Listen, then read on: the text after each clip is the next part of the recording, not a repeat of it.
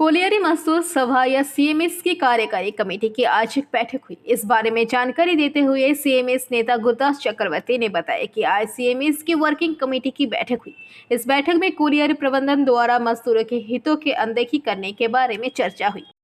आज के আমরা আমাদের ওয়ার্কিং কমিটি মিটিং ডেকেছিলাম সিএমএস এর কোলিয়ারি যে পরিস্থিতি বা ইসিএল এর ম্যানেজমেন্টের যে রवैया চলছে, যেভাবে সমস্ত শ্রমিকের অধিকার কেড়ে নেওয়ার চক্রান্ত চলছে, প্রমোশন বলুন, রেগুলেশন বলুন, এমপ্লয়মেন্ট বলুন, ট্রান্সফার বলুন, মানে কোয়ার্টার রিপেয়ারিং বলুন, সমস্ত কাজে যেভাবে ম্যানেজমেন্ট সেটেলাইজ করে নিয়েছে এবং ওয়ার্কারের কোনো কিছুই কাজ হচ্ছে না।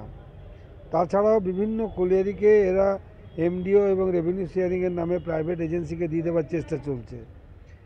আগে কথা ছিল প্রায় বন্ধ কোলিয়ারিকে প্রাইভেটকে দেওয়া হবে, এখন চালু খাদানগুলোকেও এরা প্রাইভেট মালিকের হাতে দিয়ে দিতে চাইছে। এক ধরনের বেসরকারীকরণ। এর বিরুদ্ধে কি আন্দোলন এবং লড়াই করা যায় সেই ব্যাপারে নির্ণয় করার জন্যই আমরা আজকে মিটিং ডেকেছিলাম। আমরা খুব শীঘ্রই একটা আন্দোলনের রূপরেখা তৈরি করছি, জোরদার আন্দোলন ম্যানেজমেন্টের এই জুলুমের বিরুদ্ধে আমরা করব, সেই কারণে এই মিটিংটা ডেকেছিলাম। আপনার নাম? আমার নাম Gurudas Chakraborty, general secretary colliery मजदूर सभा AITUC। आसनसोल से बीजू मंडल की रिपोर्ट, PVTV न्यूज़।